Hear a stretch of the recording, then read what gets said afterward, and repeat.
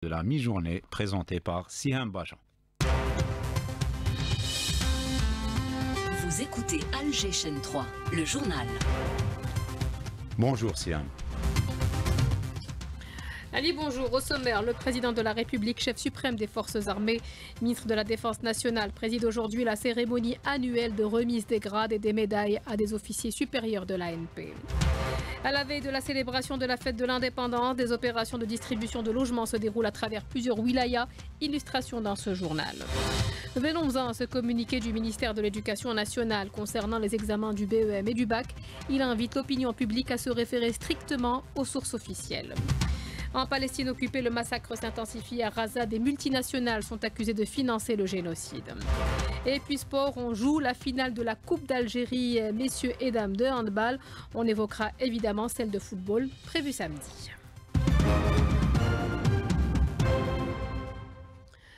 Madame, Monsieur, bonjour et bienvenue. Le président de la République, chef suprême des forces armées, ministre de la Défense nationale, a présidé aujourd'hui la cérémonie annuelle de remise de grades et de médailles à des officiers supérieurs de l'ANP. Elle se tient à la veille de la célébration du recouvrement de la souveraineté nationale.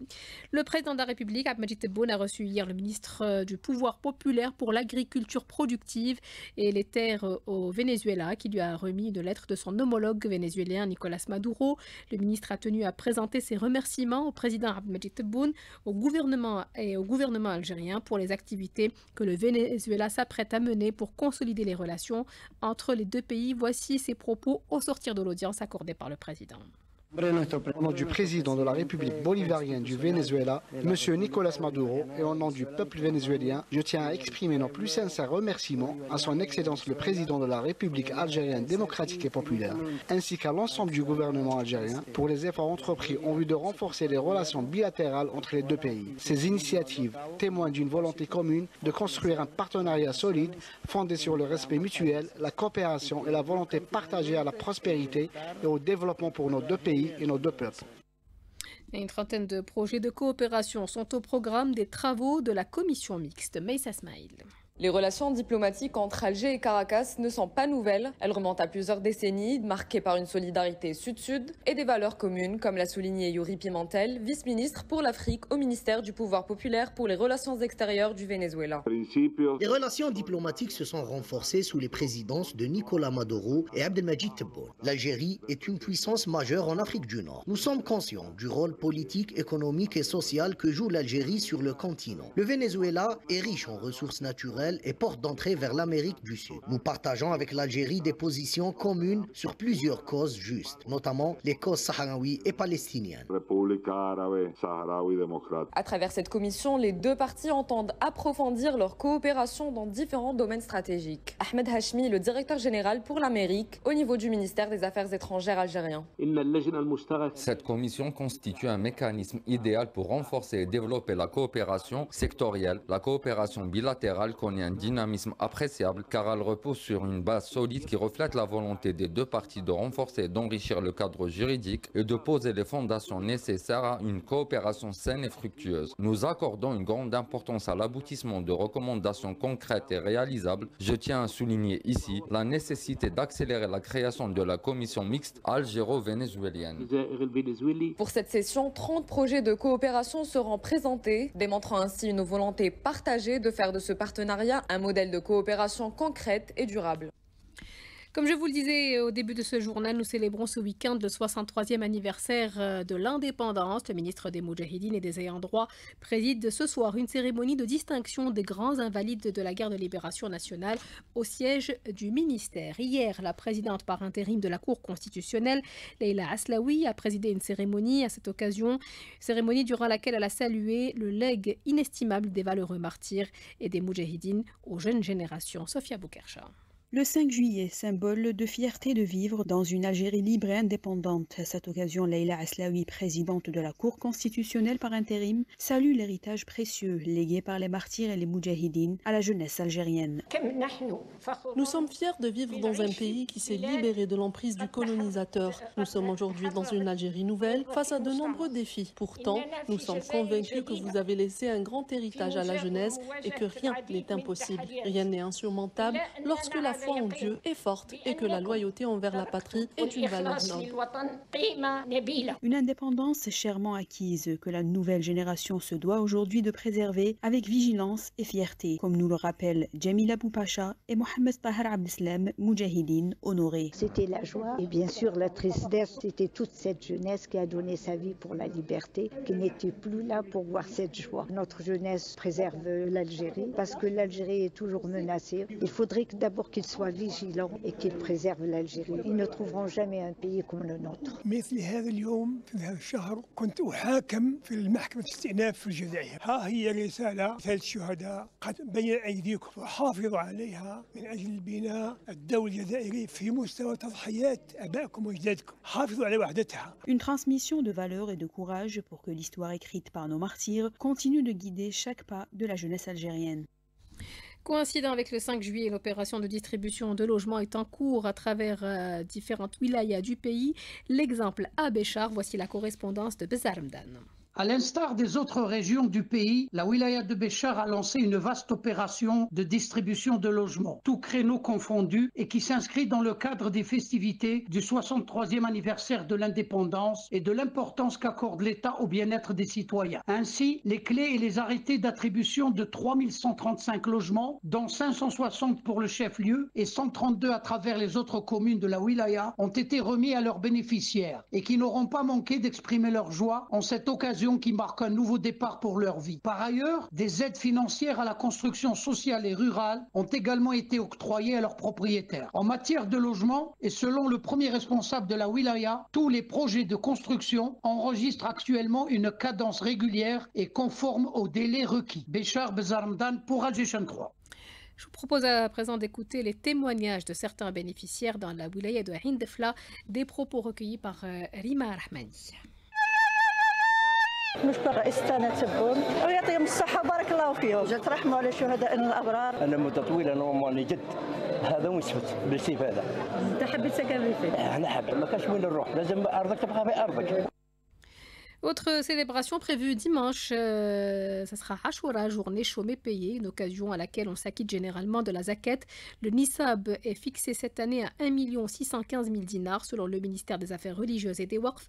Le ministère met à la disposition des citoyens les comptes CCP de Wilaya, de l'Office national des Waqf et de la zakat pour s'en acquitter directement ou à travers les caisses de la zakat au niveau des mosquées sur le territoire national pour assurer sa collecte et sa distribution aux bénéficiaires.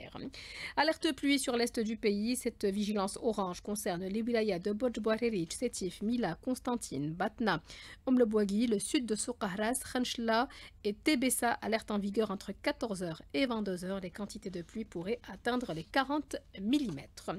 Une personne est morte et 27 autres ont été blessées dans l'accident impliquant un bus de transport de voyageurs survenu hier à Béchar. Il s'agit du bilan définitif communiqué par la protection civile. Le juge d'instruction près le tribunal de Constantine a ordonné hier la mise en détention provisoire d'un suspect répondant aux initiales DS accusé d'avoir enlevé et tué Maroua Bourachiche, indique un communiqué du procureur de la République près le tribunal de Constantine. Maroua, disparue le 22 mai, a été retrouvée morte dans la forêt de Djebel El Wahsh après avoir entendu la partie civile, le père de la victime, les témoins et l'auteur présumé. Le juge d'instruction a ordonné le placement du suspect en détention provisoire, précise le communiqué, ajoutant que l'information judiciaire reste ouverte et se poursuit pour élucider toutes les circonstances de ce drame gravissime. Venons-en à ce communiqué du ministère de l'Éducation nationale concernant les examens du bac et du BEM. Il invite l'opinion publique à se référer strictement aux sources officielles.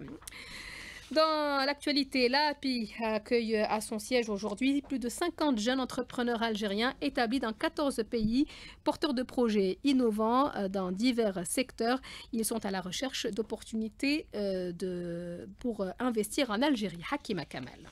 L'Algérie accueille 50 jeunes entrepreneurs de la diaspora pour dynamiser l'investissement chez les jeunes dans le cadre des orientations du président Abdelmajid Tebboune qui vise à faciliter l'investissement des jeunes issus de la diaspora. L'Algérie, depuis ce matin au siège de l'API, a accueilli 50 jeunes entrepreneurs algériens établis dans 14 pays. Ils sont porteurs de projets innovants dans divers secteurs technologiques, dans l'agriculture, les énergies renouvelables, dans la santé ou encore dans l'industrie l'industrie. Ces jeunes sont des talents. Ils bénéficieront d'un accompagnement sur mesure pour concrétiser leurs idées dans leur pays d'origine. C'est donc cette initiative qui est inscrite dans une stratégie nationale de valorisation des compétences algériennes à l'étranger. Du siège de l'API, Hakima Kamel, Alger 3. Et la NESDA, l'Agence nationale d'appui et de développement de l'entrepreneuriat, lance aujourd'hui sa nouvelle plateforme numérique. Plus de 80 civils palestiniens ont été tués cette nuit dans des frappes aériennes et des tirs de l'armée d'occupation israélienne, indique le ministère de la Santé palestinien. On compte parmi les victimes une quarantaine tués alors qu'elles tentaient d'obtenir de l'aide humanitaire aux alentours de la fondation humanitaire de Raza. Et les officiers et soldats sionistes de l'armée d'occupation ont reçu l'ordre de tirer délibérément sur les Razaouines en armée près des sites de distribution de nourriture dans la bande de Raza, relèvent les médias internationaux. Une délégation de la résistance palestinienne, le Hamas, est en visite de 2 jours en Turquie. Les représentants du Hamas ont rencontré le ministre turc des Affaires étrangères et le chef des services de renseignement, indique un communiqué du mouvement précisant que les discussions ont porté sur les moyens de renforcer l'action régionale et internationale pour stopper l'évolution brutale de l'agression à Raza. Le Hamas affirme poursuivre ses efforts inlassables avec les différentes parties pour parvenir à un accord global conduisant à la cessation complète de l'agression. La résistance est ouverte aux propositions soumises par les médiateurs, nous dit Youssef Hamdan, représentant du Hamas à Alger. Il est contacté par Kalima Hasnaoui. Naturellement, les discussions se poursuivent avec les médiateurs frères. Nous souhaitons parvenir à un accord le plus rapidement possible, à condition que ça aboutisse à une cessation permanente de l'agression, à un retrait global de l'occupation et à l'ouverture des points de passage pour assurer l'entrée de l'aide humanitaire. Tout cela conformément à des garanties claires, à savoir ne pas annuler l'accord, un accord d'échange sérieux et que l'entité sioniste ne reprend pas l'agression. L'occupation poursuit ses crimes pour tuer le plus grand nombre de civils palestiniens et malgré tout cela, nous traitons d'une manière responsable et sérieuse cette voie de négociation. Un rapport des Nations Unies révèle les noms des plus grandes multinationales qui soutiennent les colonies israéliennes en Cisjordanie occupée et l'agression ou le génocide à Raza. Kalima Hasnaoui. Google, Microsoft, IBM et Hyundai figurent parmi les entreprises citées dans ce rapport et sont accusées de participer à des systèmes de surveillance contribuant à la répression, la fabrication d'armes et provoquent la destruction de biens dans les territoires palestiniens, indique le rapport onusien. Lockheed Martin et Leonardo sont tenus pour responsables de fourniture d'armes. Caterpillar et Hyundai Heavy, accusés de fournir des équipements lourds qui ont contribué à la destruction de biens palestiniens. Les entreprises technologiques telles qu'Alphabet, propriétaires de Google, Amazon, Microsoft, IBM, ils sont décrites comme étant au cœur du système de surveillance israélien qui soutient les attaques contre les civils palestiniens. L'entreprise américaine spécialisée dans l'analyse et la science des données, Palantir, est mentionnée dans ce rapport pour l'utilisation de technologies d'intelligence artificielle en faveur de l'armée d'occupation israélienne. Le rapport est une extension d'une précédente liste de l'ONU publiée en 2023 qui se concentrait uniquement sur les entreprises liées aux colonies. Ce nouveau rapport couvre des aspects plus larges liés au génocide en cours à Raza.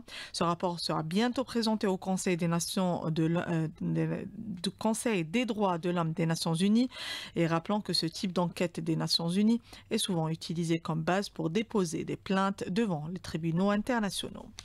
L'Organisation de la coopération islamique, l'OCI, a condamné aujourd'hui les appels lancés par des responsables de l'occupation sioniste pour l'annexion de la Cisjordanie occupée, considérant qu'il s'agit d'une violation flagrante des résolutions et de la légitimité internationale.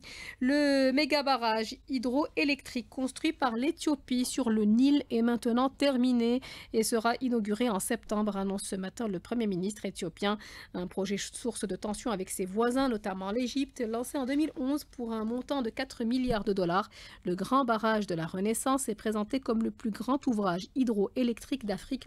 Il fait 1,8 km de large et 145 mètres de haut. 12h45, direction Médéa pour le Festival national du théâtre comique. Et on évoque aujourd'hui les personnalités qui ont marqué le théâtre comique, dont Hassan Hassani. Sidali Fares. Hassan Mechir, connu sous le nom de Hassan Hassani, il avait l'art et la manière de rester lui-même sur toutes les scènes, aussi bien dans la vie courante, même sur les planches. Il a exercé plusieurs professions, coiffeur, homme de théâtre et de cinéma. Hassan Hassani était aussi militant de la cause nationale, de journaliste, écrivain et dramaturge. Bouziane Lachol revient sur l'histoire du théâtre algérien. Première scène où le théâtre algérien commence à apparaître comme une réalité tangible avec une langue, l'algérien dialectal.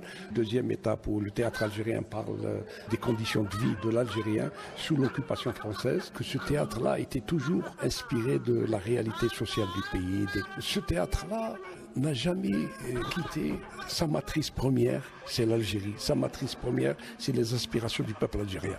Et comme c'est la 15e édition du Festival national du théâtre comique de Médéa, vous avez parlé d'une personnalité, un enfant de la région, et qui a marqué le théâtre algérien. Moi, je considère que c'est une personnalité majeure du théâtre algérien, parce que ça a été une personnalité qui a connu les affres de la colonisation, qui a fait du théâtre avant 1954, mais continue à faire du théâtre et du cinéma après 1962. C'est un pivot, personnalité axiale, moujahid de l'art, mais aussi moujahid contre l'occupant. J'ai essayé de situer ce personnage-là qui vient d'un milieu très modeste, mais qui a su s'imposer par sa volonté, sa ténacité, son opiniâtreté à faire de ce théâtre un fer de lance pour dire l'Algérie qu'il aime, l'Algérie algérienne, l'Algérie de ses enfants. Aujourd'hui à 19h, vous avez rendez-vous à la salle de la Maison de la Culture Hassan Hassani de Médéa pour découvrir la pièce Khotba de l'association Tizeri de Djidjel. De Médéa, c'est Ali Fares, Algérien 3.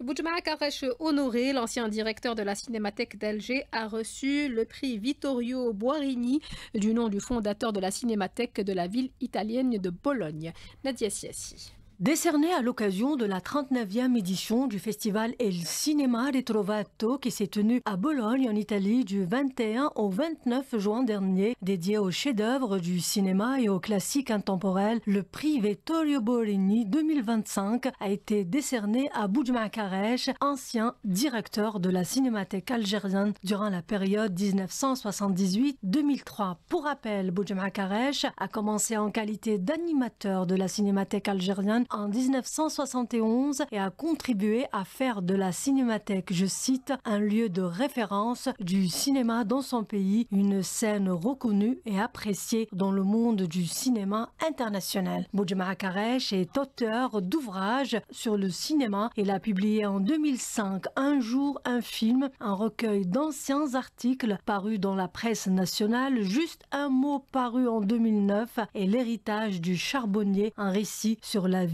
et l'œuvre du cinéaste algérien Bouamari qui nous a quittés en 2006. Pour rappel, le prix Vittorio Boarini est créé en 2022 en hommage au fondateur de la Cinémathèque de Bologne. C'est une récompense décernée chaque année lors du festival Il Cinema Ritrovato à des personnalités qui se sont distinguées dans la protection et la diffusion du patrimoine cinématographique à travers le monde. On arrive au sport. Ali Hamouche, bonjour. Bonjour Siam. Allez, on connaît désormais le nom du nouveau président de la Fédération algérienne de rugby.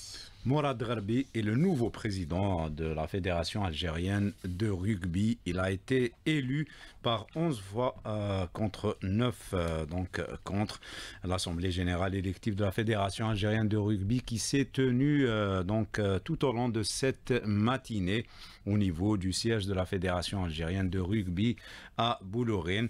Et donc il y avait un seul candidat en course et il s'agissait de Mourad Gharbi, donc qui a été élu, on le rappellera, par 11 fois pour et 9 voix contre. Donc Mourad Gharbi qui est le nouveau président de la Fédération algérienne de rugby. En handball, on joue cet après-midi les finales de Coupe d'Algérie, messieurs et dames. La salle Harsha Hassan d'Alger qui vibrera cet après-midi au rythme des finales de la Coupe d'Algérie, dames et messieurs. Ça va débuter à 15h avec cette finale chez les féminines entre le handball club d'Elbière qui vise le doublé cette saison face aux détentrices du trophée, le club féminin de Boumerdas. Et à 17h30, il y aura cette finale chez les messieurs entre le handball club d'Elbière et l'Espérance Espérance de Skikda, 2 matchs que vous pourrez suivre en direct sur les ondes d'Alger Chain 3. En basketball, la sélection féminine joue son 2e match en championnat arabe. La sélection nationale de basketball féminine qui prend part au championnat arabe de basketball jouera son 2e match cet après-midi à partir de 15h. Ça sera face à la Tunisie et l'autre match mettra aux prises l'Égypte, l'organisateur du tournoi, face à la Jordanie. Ça sera à partir de 17h. Rappelons que l'Algérie s'était inclinée hier pour son entrée en lice dans cette compétition face à l'Égypte, 89-54. C'est la fin de ce journal. Merci à vous de l'avoir suivi, à toute l'équipe qui nous a accompagnés. Ahmed Dadoui, Amin Segni à la réalisation, Khaled à la technique, Tahlef Goum à la régie d'antenne. Tout de suite, c'est plutôt Mouni, j'ai oublié Mouni, au streaming vidéo. Tout de suite, c'est la météo présentée par Amin Mounir.